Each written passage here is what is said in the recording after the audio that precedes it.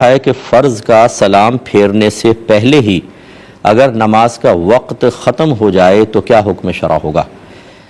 देखें, इसमें बस ये उसूल याद रखें कि अगर एक नमाज के बाद दूसरी किसी नमाज का वक्त मौजूद है तो फिर अगर हमने वक्त में नमाज शुरू की है, इख्तिताम चाहे दूसरी नमाज के वक्त में हो, नमाज हो जाएगी।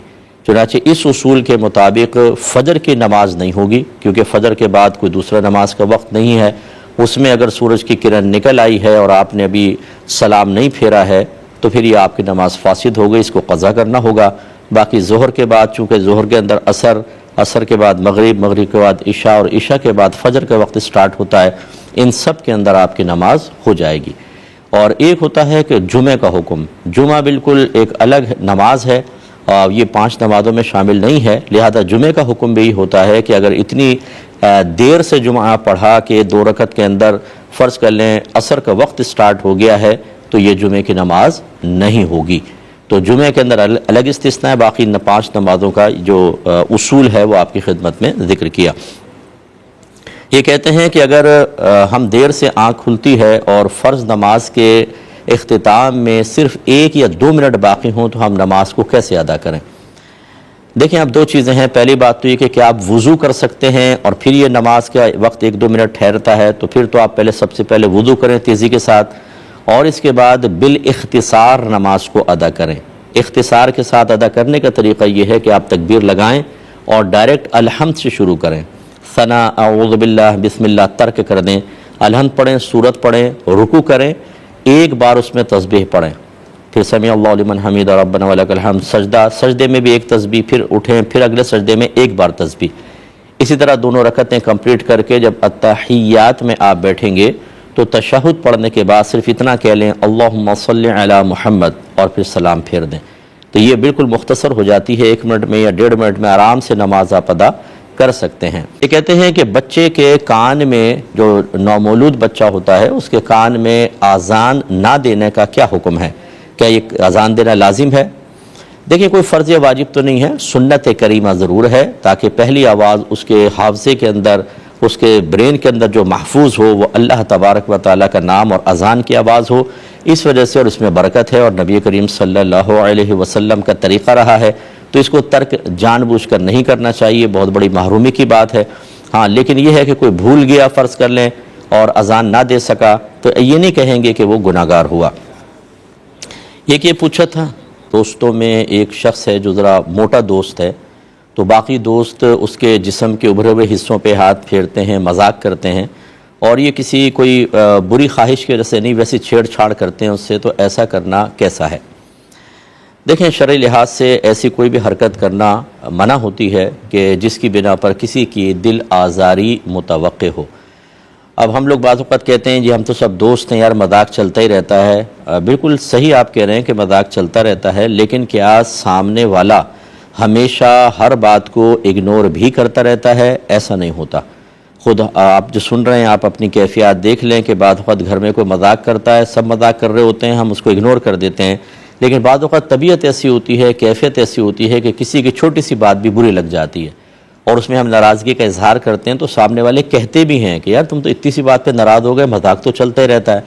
तो इसका मतलब ये हुआ कि अगर मजाक चलता भी रहता है तब भी किसी की दिल आज़ारी मुतवक्के है, तो इसलिए इस किस्म का किसी का मजाक उड़ाना शरन ठीक नहीं है। वो जब आपके पास आएगा उसको एक खौफ होगा कि अब मैं जाऊँगा तो मेरा मजाक उड़ेगा। किसी ने पूछा है कि क्या मर्द का मसाज कर सकता है जबकि सित्र ढका हुआ हो।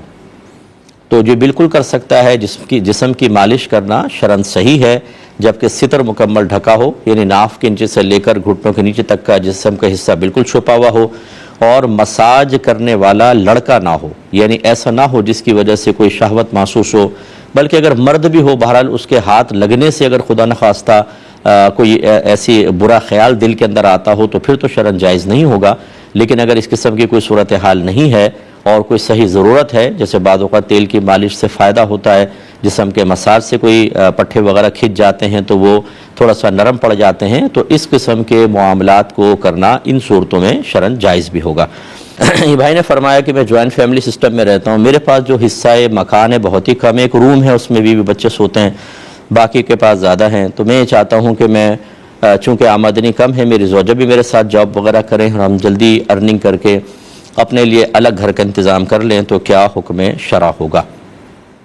जी बिल्कुल, ये एक माकूल औज़र है। आजकल के दौर में एक कमरे में गुजारा करना, जबकि बच्चे भी हों, हस्बैंड वाइफ होते हैं, उनके माबैन बहुत सारे मामलात होते हैं और यकीनी सी बात है कि एक रूम में प्राइवेसी भी नहीं रहती आदमी की, और फिर आजकल गर्मी के मामलात, दीगर चीज़ें, ये एक माकूल शरई औज़र होगा कि अगर शौहर बावजूद कोशिश के अपनी आमदनी नहीं बढ़ा सकता तो ज़ौजा भी वर्क कर सकती हैं, लेकिन यकीनन जब वो जॉब करेंगी तो उनको शरई तमाम कवायद और क़वानीन का एहतमाम करना होगा, उनका लिहाज करना होगा।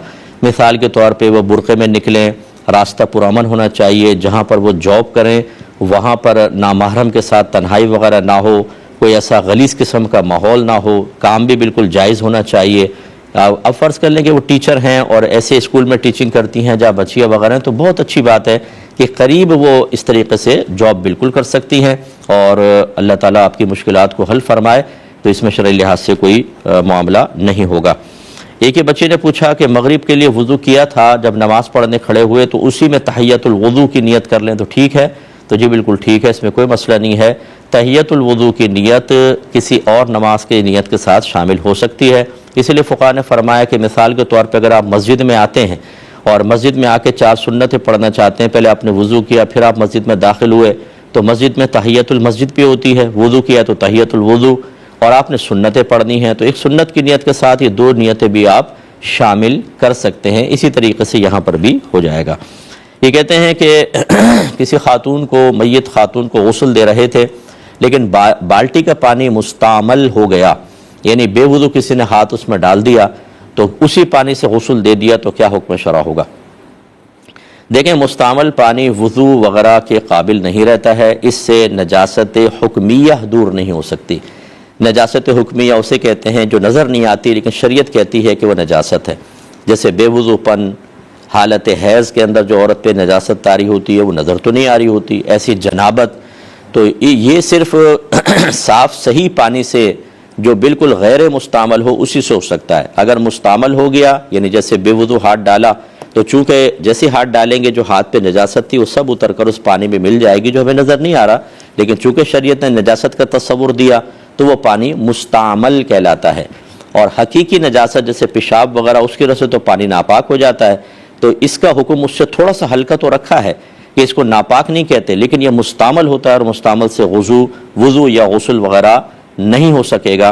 तो लिहाजा जिसने ऐसा किया वो गुनाहगार हुआ, गोया कि मय्यत जो है वो बग़ैर गुस्ल के दफनाई गई है। अल्लाह ताला मुआफ़ फरमाए ऐसे लोगों को, तो तौबा करें अल्लाह की बारगाह में, अल्लाह ताला गफ़ूर और रहीम है, मुआफ़ फरमाने वाला है। एक पूछा कि मय्यत को कफ़न दिया तो कपड़ों में कमी आ गई, मय्यत की वसीयत भी ये थी कि मेरी 2 चादरें कफ़न में शामिल कर देना, तो क्या उनको शामिल करके कफ़न को कंप्लीट किया जा सकता है?